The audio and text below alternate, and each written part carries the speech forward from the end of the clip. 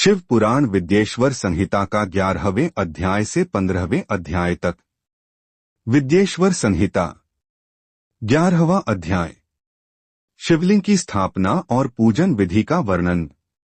ऋषियों ने पूछा, सूत जी, शिवलिंग की स्थापना कैसे करनी चाहिए तथा उसकी पूजा कैसे, किस काल में तथा किस द्रव्य द्वारा करनी चाहिए। सूत जी ने कहा, महर्षियों, मैं तुम लोगों के लिए इस विषय का वर्णन करता हूँ, इसे ध्यान से सुनो और समझो। अनुकूल एवं शुभ समय में किसी पवित्र तीर्थ में, नदी के तट पर, ऐसी जगह पर शिवलिंग की स्थापना करनी चाहिए जहाँ रोज पूजन कर सके। पार्थिव द्रव्य से, जलमय द्रव्य से अथवा तेजस द्रव्य से पूजन करने से उपासक को पूजन का पूरा फल प्राप्त होता है।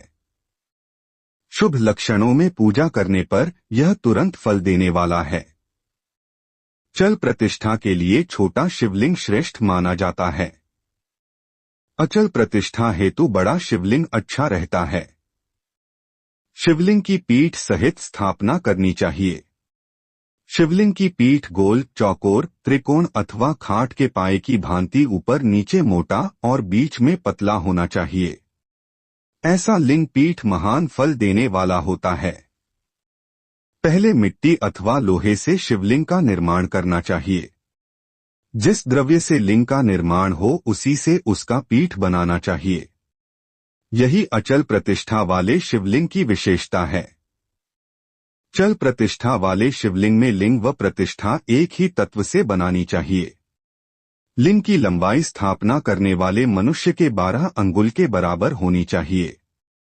इससे कम होने पर फल भी कम प्राप्त होता है, परंतु 12 अंगुल से लंबाई अधिक भी हो सकती है। चल लिंग में लंबाई स्थापना करने वाले के 1 अंगुल के बराबर होनी चाहिए, उससे कम नहीं। यजमान को चाहिए कि पहले वह शिल्प शास्त्र के अनुसार देवालय बनवाए तथा उसमें सभी देवगणों की मूर्ति स्थापित करे। देवालय का गर्भगृह सुंदर, सुदृढ़ और स्वच्छ होना चाहिए। उसमें पूर्व और पश्चिम में 2 मुख्य द्वार हों।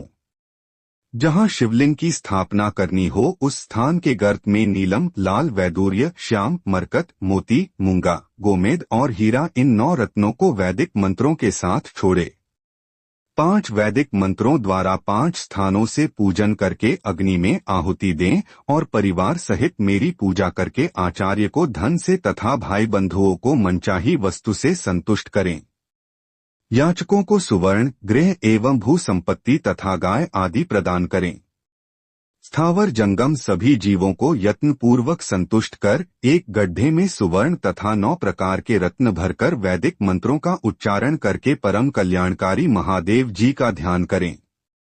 तत्पश्चात नाद घोष से युक्त महामंत्र ओंकार का उच्चारण करके गड्ढे में पीठ युक्त शिवलिंग की स्थापना करें है और कृमि कीट आदि को जंगम लिंग, स्थावर लिंग को सींचना चाहिए तथा जंगम लिंग को आहार एवं जल देकर तृप्त करना चाहिए।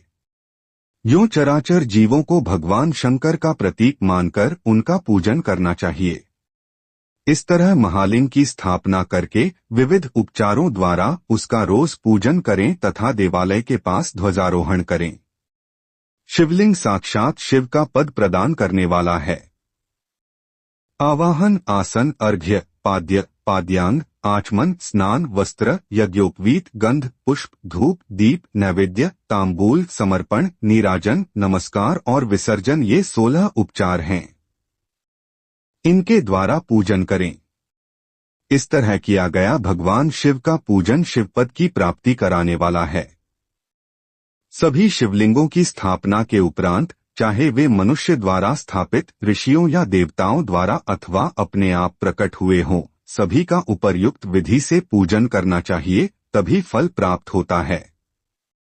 उसकी परिक्रमा और नमस्कार करने से शिवपद की प्राप्ति होती है। शिवलिंग का नियमपूर्वक दर्शन भी कल्याणकारी होता है। मिट्टी, आटा, गाय के गोबर, फूल, कनेर पुष्प, फल, गुड़, मक्खन, भस्म अथवा अन्न से शिवलिंग बनाकर प्रतिदिन पूजन करें तथा प्रतिदिन 10,000 प्रणव मंत्रों का जाप करें अथवा दोनों संध्याओं के समय 1 सहस्र प्रणव मंत्रों का जाप करें। इससे भी शिव पद की प्राप्ति होती है। जपकाल में प्रणव मंत्र का उच्चारण मन की शुद्धि करता है। नाद और बिंदु से युक्त ओंकार को कुछ विद्वान समान प्रणव कहते हैं। प्रतिदिन 10,000 पंचाक्षर मंत्र का जाप अथवा दोनों संध्याओं को एक सहस्र मंत्र का जाप शिव पद की प्राप्ति कराने वाला है।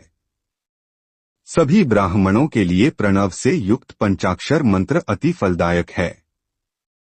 कलश से किया स्नान, मंत्र की दीक्षा, मातृकाओं का न्यास, सत्य से पवित्र अंतःकरण, ब्राह्मण तथा ज्ञानी गुरु सभी को उत्तम माना गया है। पंचाक्षर मंत्र का 5 करोड़ जाप करने से मनुष्य भगवान शिव के समान हो जाता है। 1, 2, 3 अथवा 4 करोड़ जाप करके मनुष्य क्रमशः ब्रह्मा, विष्णु, रुद्र तथा महेश्वर का पद प्राप्त कर लेता है। यदि 1000 दिनों तक प्रतिदिन 1 सहस्र जाप पंचाक्षर मंत्रों का किया जाए और प्रतिदिन ब्राह्मण को भोजन कराया जाए तो इससे अभीष्ट कार्य की सिद्धि होती है। ब्राह्मण को प्रतिदिन प्रातःकाल 1008 बार गायत्री मंत्र का जाप करना चाहिए, क्योंकि गायत्री मंत्र शिव पद की प्राप्ति कराता है। वेद मंत्रों और वैदिक सूक्तियों का भी नियम से जाप करें। अन्य मंत्रों में जितने अक्षर हैं उनके उतने लाख जाप करें। इस प्रकार यथाशक्ति जाप करने वाला मनुष्य मोक्ष प्राप्त करता है। अपनी पसंद से कोई एक मंत्र अपनाकर प्रतिदिन उसका जाप करें अथवा का नित्य 1 सहस्र जाप करें। ऐसा करने से संपूर्ण मनोरथों की सिद्धि होती है। जो मनुष्य भगवान शिव के लिए फुलवाड़ियां बगीचे लगाता है तथा शिव मंदिर में झाड़ने बुहारने का सेवा कार्य करता है, ऐसे शिव भक्त को पुण्यकर्म की प्राप्ति होती है। अंत समय में भगवान शिव उसे मोक्ष प्रदान करते हैं। काशी में निवास करने से भी योग और मोक्ष की प्राप्ति होती है। इसलिए आमरण भगवान शिव के क्षेत्र में निवास करना चाहिए। उस क्षेत्र में स्थित बावड़ी, तालाब, कुआं और पोखर को शिवलिंग समझकर वहां स्नान, दान और जाप करके मनुष्य भगवान शिव को प्राप्त कर लेता है। जो मनुष्य शिव के क्षेत्र में अपने किसी मृत संबंधी का दाह, दशा, मासिक श्राद्ध अथवा वार्षिक श्राद्ध करता है अथवा अपने पितरों को पिंड देता है, वह तत्काल सभी पापों से मुक्त हो जाता है और अंत में शिवपद प्राप्त करता है। लोक में अपने वर्ण के अनुसार आचरण करने व सदाचार का पालन करने से शिव पद की प्राप्ति होती है। निष्काम भाव से किया गया कार्य अभीष्ट फल देने वाला एवं शिवपद प्रदान करने वाला होता है। दिन के प्रातः, मध्याह्न और सायं 3 विभाग होते हैं। इनमें सभी को एक एक प्रकार के कर्म का प्रतिपादन करना चाहिए। प्रातःकाल रोजाना दैनिक शास्त्र कर्म, मध्याह्न सकाम कर्म तथा सायंकाल शांति कर्म के लिए पूजन करना चाहिए। इसी प्रकार रात्रि में 4 प्रहर होते हैं, उनमें से बीच के 2 प्रहर निशीथकाल कहलाते हैं। इसी काल में पूजा करनी चाहिए, क्योंकि यह पूजा अभीष्ट फल देने वाली है। कलयुग में कर्म द्वारा ही फल की सिद्धि होगी। इस प्रकार विधिपूर्वक और समयानुसार भगवान शिव का पूजन करने वाले मनुष्य को अपने कर्मों का पूरा फल मिलता है। ऋषियों ने कहा, सूत जी, ऐसे पुण्य क्षेत्र कौन कौन से हैं जिनका आश्रय लेकर सभी स्त्री पुरुष शिवपद को प्राप्त कर लें? कृपया कर हमें बताइए। विद्येश्वर संहिता 12वां अध्याय। मोक्षदायक पुण्य क्षेत्रों का वर्णन। सूत जी बोले, हे विद्वान और बुद्धिमान महर्षियों, मैं मोक्ष देने वाले शिवक्षेत्रों का वर्णन कर रहा हूँ। पर्वत, वन और कानों सहित इस पृथ्वी का विस्तार 50 करोड़ योजन है। भगवान शिव की इच्छा से पृथ्वी ने सभी को धारण किया है। भगवान शिव ने भूतल पर विभिन्न स्थानों पर वहां के प्राणियों को मोक्ष देने के लिए शिव क्षेत्र का निर्माण किया है। कुछ क्षेत्रों को देवताओं और ऋषियों ने अपना निवास स्थान बनाया है, इसलिए उसमें तीर्थत्व प्रकट हो गया है। बहुत से तीर्थ ऐसे हैं जो स्वयं प्रकट हुए हैं। तीर्थ क्षेत्र में जाने पर मनुष्य को सदा स्नान, दान और जाप करना चाहिए, अन्यथा मनुष्य रोग, गरीबी तथा मुक्ता आदि दोषों का भागी हो जाता है। जो मनुष्य अपने देश में मृत्यु को प्राप्त होता है वह इस पुण्य के फल से दोबारा मनुष्य योनि प्राप्त करता है, परंतु पापी मनुष्य दुर्गति को ही प्राप्त करता है। हे ब्राह्मणों, पुण्य क्षेत्र में किया गया पाप कर्म अधिक दृढ़ हो जाता है। अतः पुण्य क्षेत्र में निवास करते समय पाप कर्म करने से बचना चाहिए। सिंधु और सतलुज नदी के तट पर बहुत से पुण्य क्षेत्र हैं। सरस्वती नदी परम पवित्र और 60 मुख वाली है, अर्थात उसकी 60 धाराएं हैं। इन धाराओं के तट पर निवास करने से परम पद की प्राप्ति होती है। हिमालय से निकली हुई पुण्य सलिला गंगा 100 मुख वाली नदी है। इसके तट पर काशी, प्रयाग आदि पुण्य क्षेत्र हैं। मकर राशि में सूर्य होने पर गंगा की तटभूमि अधिक प्रशस्त एवं पुण्यदायक हो जाती है। सोनभद्र नदी की 10 धाराएं हैं। बृहस्पति के मकर राशि में आने पर यह अत्यंत पवित्र तथा अभीष्ट फल देने वाली है। इस समय यहाँ स्नान और उपवास करने से विनायक पद की प्राप्ति होती है। पुण्य सलिला महानदी नर्मदा के 24 मुख हैं। इसमें स्नान करके तट पर निवास करने से मनुष्य को वैष्णव पद की प्राप्ति होती है। तमसा के 12 तथा रेवा के 10 मुख हैं। परम पुण्यमयी गोदावरी के 21 मुख हैं। यह ब्रह्महत्या तथा गोवध पाप का नाश करने वाली एवं रुद्रलोक देने वाली है। कृष्णवेणी नदी समस्त पापों का नाश करने वाली है। इसके 18 मुख हैं तथा यह विष्णुलोक प्रदान करने वाली है। तुंगभद्रा 10 मुखी है एवं ब्रह्मलोक देने वाली है। सुवर्ण मुखरी के 9 मुख हैं। ब्रह्मलोक से लौटे जीव इसी नदी के तट पर जन्म लेते हैं। सरस्वती नदी, पंपा सरोवर, कन्याकुमारी अंतरीप तथा शुभकारक श्वेत नदी सभी पुण्य क्षेत्र हैं।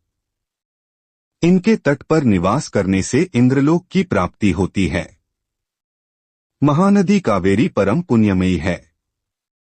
इसके 27 मुख है। यह संपूर्ण अभीष्ट वस्तुओं को देने वाली है। इसके तट ब्रह्मा, विष्णु का पद देने वाले हैं।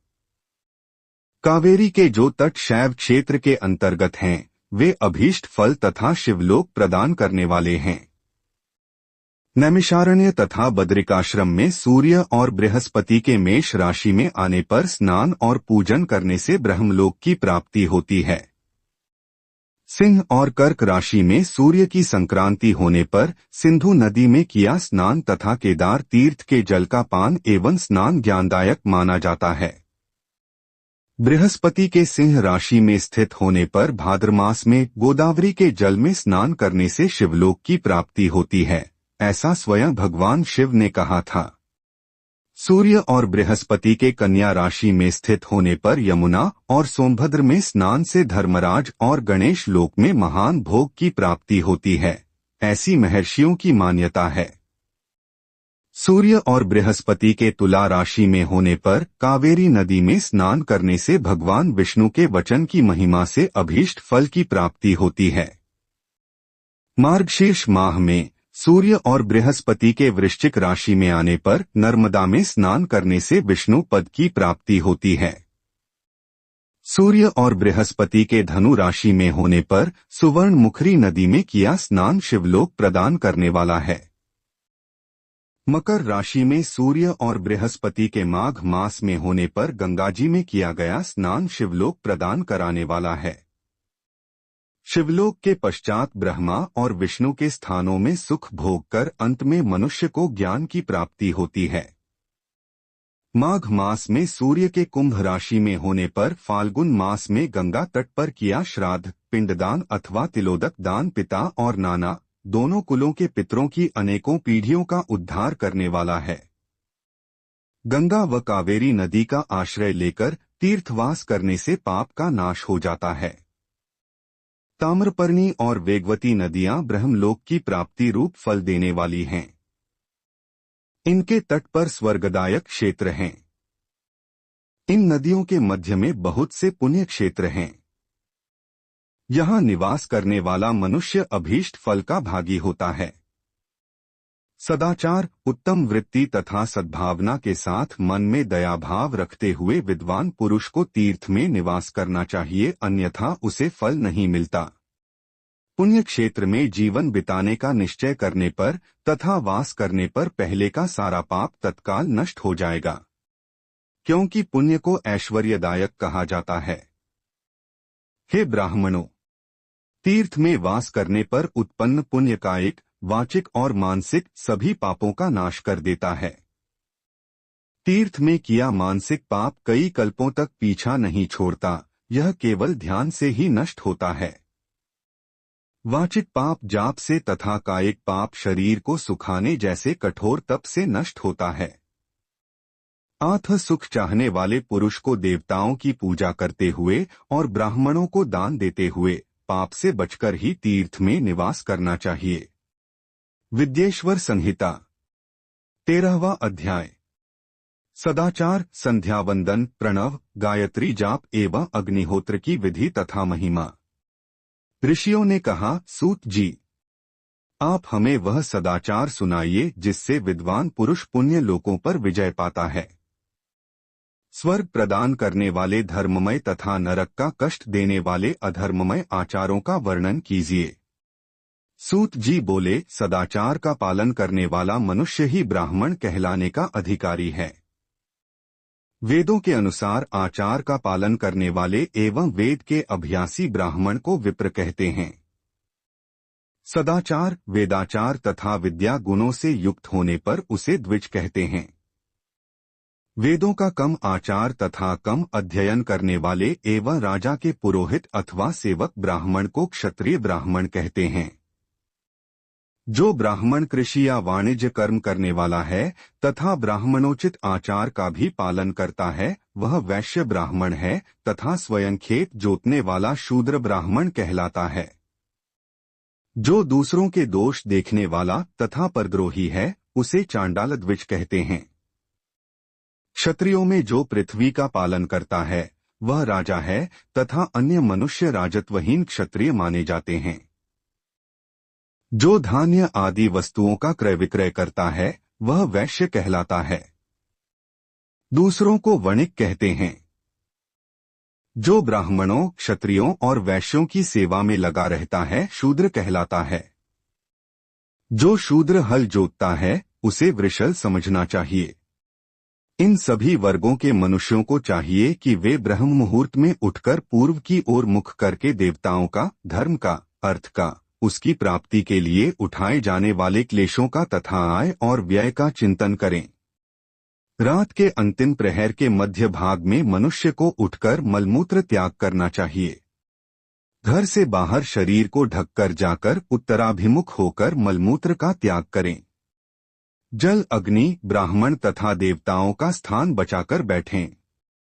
उठने पर उस ओर न देखें। हाथ पैरों की शुद्धि करके 8 बार कुल्ला करें। किसी वृक्ष के पत्ते से दातुन करें। दातुन करते समय तर्जनी अंगुली का उपयोग नहीं करें। तदंतर जल संबंधी देवताओं को नमस्कार कर मंत्र पाठ करते हुए जलाशय में स्नान करें। यदि कंठ तक या कमर तक पानी में खड़े होने की शक्ति न हो तो घुटने तक जल में खड़े होकर ऊपर जल छिड़ककर मंत्रोच्चारण करते हुए स्नान कर तर्पण करें। इसके उपरांत वस्त्र धारण कर उत्तरीय भी धारण करें। नदी अथवा तीर्थ में स्नान करने पर उतारे हुए वस्त्र वहां न धोएं। उसे किसी कुने, बावड़ी अथवा घर ले जाकर धोएं। कपड़ों को निचोड़ने से जो जल गिरता है वह एक श्रेणी के पितरों की तृप्ति के लिए होता है। इसके बाद जाबाली उपनिषद में बताए गए मंत्र से भस्म लेकर लगाएं। इस विधि का पालन करने से पूर्व यदि भस्म गिर जाए तो गिराने वाला मनुष्य नरक में जाता है।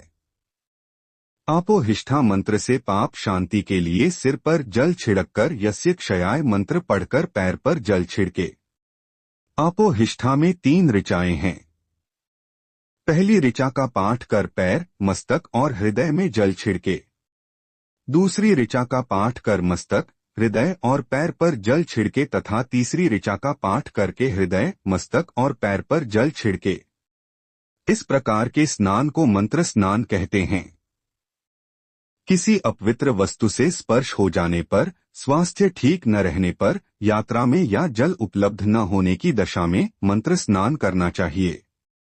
प्रातःकाल की संध्योपासना में गायत्री मंत्र का जाप करके 3 बार सूर्य को अर्घ्य दें। मध्याह्न में गायत्री मंत्र का उच्चारण कर सूर्य को 1 अर्घ्य देना चाहिए।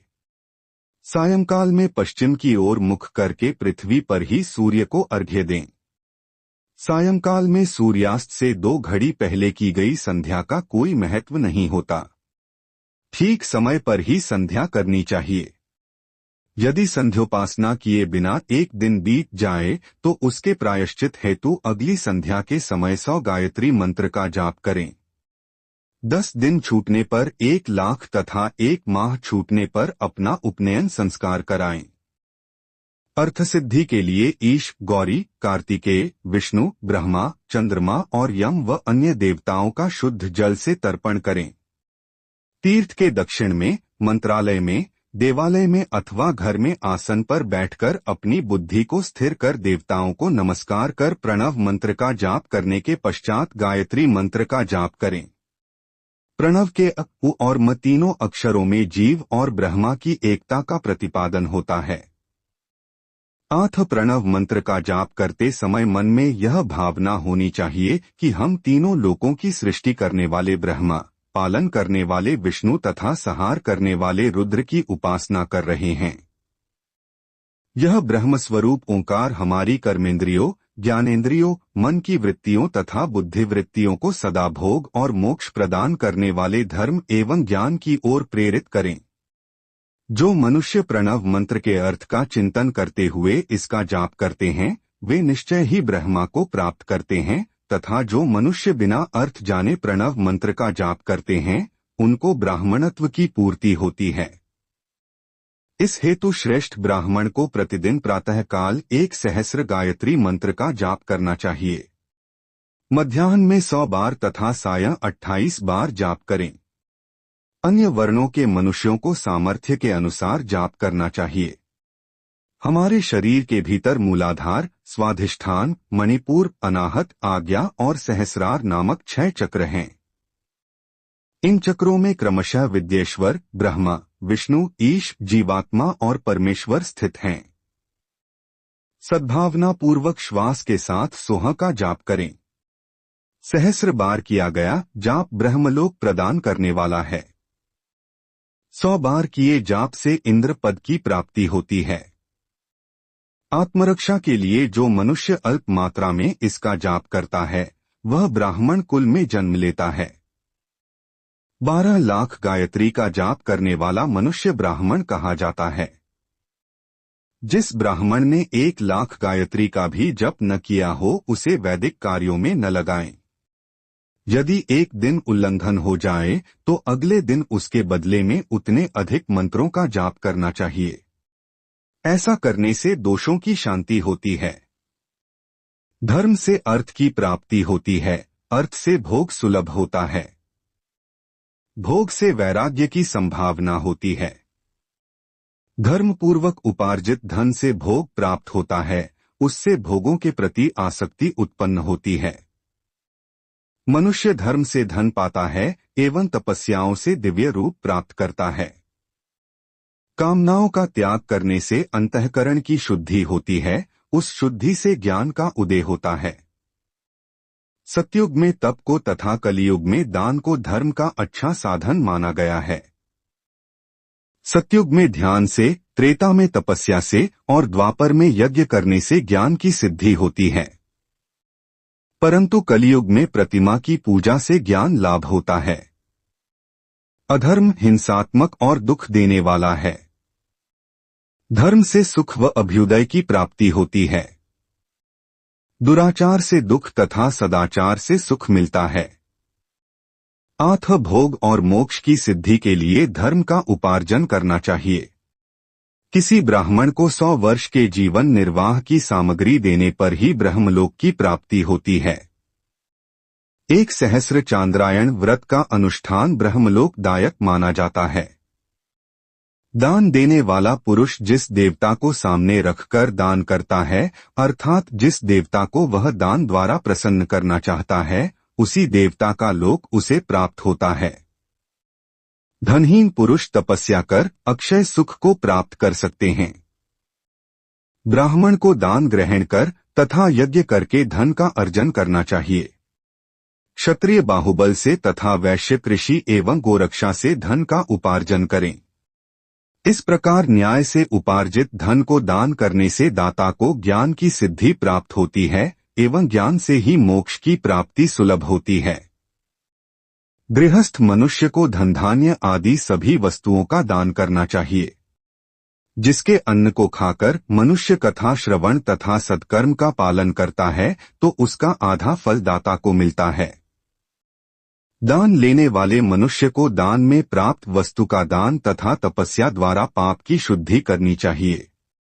उसे अपने धन के 3 भाग करने चाहिए, एक धर्म के लिए, दूसरा वृद्धि के लिए एवं तीसरा उपभोग के लिए। धर्म के लिए रखे धन से नित्य, नैमित्तिक और इच्छित कार्य करें। वृद्धि के लिए रखे धन से ऐसा व्यापार करें जिससे धन की प्राप्ति हो तथा उपभोग के धन से पवित्र भोग भोगें। खेती से प्राप्त धन का 10वां भाग दान कर दें, इससे पाप की शुद्धि होती है। वृद्धि के लिए किए गए व्यापार से प्राप्त धन का 6ठा भाग दान देना चाहिए। विद्वान को चाहिए कि वह दूसरों के दोषों का बखान न करे। ब्राह्मण भी दोषवश दूसरों के सुने या देखे हुए छिद्र को कभी प्रकट न करे। विद्वान पुरुष ऐसी बात न कहे जो समस्त प्राणियों के हृदय में रोष पैदा करने वाली हो। दोनों संध्याओं के समय अग्नि को विधिपूर्वक दी हुई आहुति से संतुष्ट करे। चावल, धान्य, घी, फल, कंद तथा हविष्य के द्वारा स्थालीपाक बनाए तथा यथोचित रीति से सूर्य और अग्नि को अर्पित करे। यदि दोनों समय अग्निहोत्र करने में असमर्थ हो तो संध्या के समय जाप और सूर्य की वंदना कर ले। आत्मज्ञान की इच्छा रखने वाले तथा धनी पुरुषों को इसी प्रकार उपासना करनी चाहिए। जो मनुष्य सदा ब्रह्मयज्ञ करते हैं, देवताओं की पूजा, अग्नि पूजा और गुरु पूजा प्रतिदिन करते हैं तथा ब्राह्मणों को भोजन तथा दक्षिणा देते हैं, वे स्वर्गलोक के भागी होते हैं। शक्ति संबंधी वार के स्वामी सोम, कुमार संबंधी वार के अधिपति मंगल, विष्णुवार के स्वामी बुध, ब्रह्माजी के वार के स्वामी बृहस्पति, इंद्रवार के स्वामी शुक्र व यमवार के स्वामी शनि हैं। अपने अपने वार में की गई देवताओं की पूजा उनके फलों को देने वाली है। सूर्य आरोग्य और चंद्रमा संपत्ति के दाता हैं। बुध व्याधियों के निवारक तथा बुद्धि प्रदाता हैं। बृहस्पति आयु की वृद्धि करते हैं। शुक्र भोग देते हैं और शनि मृत्यु का निवारण करते हैं। इन 7 वारों के फल उनके देवताओं के पूजन से प्राप्त होते हैं। अन्य देवताओं की पूजा का फल भी भगवान शिव ही देते हैं। देवताओं की प्रसन्नता के लिए पूजा की 5 पद्धतियां हैं। पहले उन देवताओं के मंत्रों का जाप, दूसरा होम, तीसरा दान, चौथा तप तथा 5वां वेदी पर प्रतिमा में अग्नि अथवा ब्राह्मण के शरीर में विशिष्ट देव की भावना करके 16 उपचारों से पूजा तथा आराधना करना। दोनों नेत्रों तथा मस्तक के रोग में और कुष्ठ रोग की शांति के लिए भगवान सूर्य की पूजा करके ब्राह्मणों को भोजन कराएं। इससे यदि प्रबल प्रारब्ध का निर्माण हो जाए तो जरा एवं रोगों का नाश हो जाता है। इष्टदेव के नाम मंत्रों का जाप वार के अनुसार फल देते हैं। रविवार को सूर्य देव व अन्य देवताओं के लिए तथा अन्य ब्राह्मणों के लिए विशिष्ट वस्तु अर्पित करें। यह साधन विशिष्ट फल देने वाला होता है तथा इसके द्वारा पापों की शांति होती है। सोमवार को संपत्ति व लक्ष्मी की प्राप्ति के लिए लक्ष्मी की पूजा करें तथा पत्नी के साथ ब्राह्मणों को घी में पका अन्न भोजन कराएं। मंगलवार को रोगों की शांति के लिए काली की पूजा करें। उड़द, मूंग एवं अरहर की दाल से युक्त अन्न का भोजन ब्राह्मणों को कराएं। बुधवार को दधियुक्त अन्न से भगवान विष्णु का पूजन करें। ऐसा करने से पुत्रमित्र की प्राप्ति होती है। जो दीर्घायु होने की इच्छा रखते हैं वे बृहस्पतिवार को देवताओं का वस्त्र, यज्ञोपवीत तथा घी मिश्रित खीर से पूजन करें। भोगों की प्राप्ति के लिए शुक्रवार को एकाग्रचित्त होकर देवताओं का पूजन करें और ब्राह्मणों की तृप्ति के लिए षड्स युक्त अन्न दें। स्त्रियों की प्रसन्नता के लिए सुंदर वस्त्र का विधान करें। शनिवार अपमृत्यु का निवारण करने वाला है। इस दिन रुद्र की पूजा करें। तिल के होम व दान से देवताओं को संतुष्ट करके ब्राह्मणों को तिल मिश्रित भोजन कराएं। इस तरह से देवताओं की पूजा करने से आरोग्य एवं उत्तम फल की प्राप्ति होगी। देवताओं के नित्य विशेष पूजन, स्नान, दान, जाप, होम तथा ब्राह्मण तर्पण एवं रवि आदि वारों में विशेष तिथि और नक्षत्रों का योग प्राप्त होने पर विभिन्न देवताओं के पूजन में जगदीश्वर भगवान शिव ही उन देवताओं के रूप में पूजित होकर सब लोगों को आरोग्य फल प्रदान करते हैं। देश, काल, पात्र, द्रव्य, श्रद्धा एवं लोक के अनुसार उनका ध्यान रखते हुए महादेव जी आराधना करने वालों को आरोग्य आदि फल देते हैं। पात्र वर्णन तपोनिष्ठ योगी और ज्ञाननिष्ठ योगी पूजा के पात्र होते हैं, क्योंकि ये पापों के नाश के कारण होते हैं। जिस ब्राह्मण ने 24 लाख गायत्री का जाप कर लिया हो वह भी पूजा का पात्र है। वह संपूर्ण काल और भोग का दाता है। गायत्री के जाप से शुद्ध हुआ ब्राह्मण पर पवित्र है। इसलिए दान, जाप, होम और पूजा सभी कर्मों के लिए वही शुद्ध पात्र है। स्त्री या पुरुष जो भी भूखा हो वही अन्नदान का पात्र है। जिसे जिस वस्तु की इच्छा हो उसे वह वस्तु बिना मांगे ही दे दी जाए तो दाता को उस दान का पूरा फल प्राप्त होता है। याचना करने के बाद दिया गया दान आधा ही फल देता है। सेवक को दिया दान चौथाई फल देने वाला होता है। दीन ब्राह्मण को दिए गए धन का दान दाता को इस भूतल पर 10 वर्षों तक भोग प्रदान करने वाला है। वेदवेत्ता को दान देने पर वह स्वर्गलोक में देवताओं के वर्ष से 10 वर्षों तक दिव्य भोग देने वाला है। गुरुदक्षिणा में प्राप्त धन शुद्ध द्रव्य कहलाता है। इसका दान संपूर्ण फल देने वाला है। क्षत्रियों का शौर्य से कमाया हुआ, वैश्यों का व्यापार से आया हुआ और शूद्रों का सेवावृत्ति से प्राप्त किया धन उत्तम द्रव्य है। दान का वर्णन: गौ, भूमि, तिल, सुवर्ण, घी, वस्त्र, धान्य, गुड़, चांदी, नमक, कोहड़ा और कन्या नामक 12 वस्तुओं का दान करना चाहिए। गोदान से सभी पापों का निवारण होता है और पुण्य कर्मों की पुष्टि होती है। भूमि का दान परलोक में आश्रय देने वाला होता है। तिल का दान बल देने वाला तथा मृत्यु का निवारक होता है। सुवर्ण का दान वीर्यदायक और घी का दान पुष्टिकारक होता है। वस्त्र का दान आयु की वृद्धि करता है। धान्य का दान करने से अन्न और धन की समृद्धि होती है। गुड़ का दान मधुर भोजन की प्राप्ति कराता है। चांदी के दान से वीर्य की वृद्धि होती है। लवण के दान से षड्स भोजन की प्राप्ति होती है। कोहड़ा या कूष्मांड के दान को पुष्टिदायक माना जाता है। कन्या का दान आजीवन भोग देने वाला होता है। जिन वस्तुओं से श्रवण आदि इंद्रियों की तृप्ति होती है उनका सदा दान करें। वेद और शास्त्र को गुरुमुख से ग्रहण करके कर्मों का फल अवश्य मिलता है। इसे ही उच्च कोटि की आस्तिकता कहते हैं। भाई बंधु अथवा राजा के भय से जो आस्तिकता होती है वह निम्न श्रेणी की होती है। जिस मनुष्य के पास धन का अभाव है वह वाणी और कर्म द्वारा ही पूजन करे।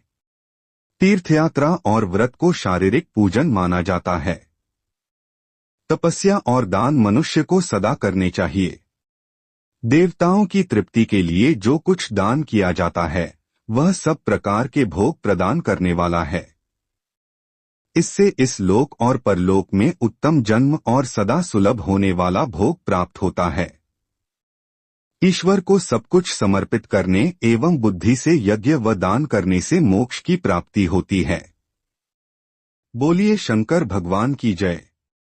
ऐसे ही और धर्म से जुड़े आर्टिकल्स सुनने के लिए हमारे चैनल मोक्ष मंथन मोक्ष मार्ग को सब्सक्राइब करें।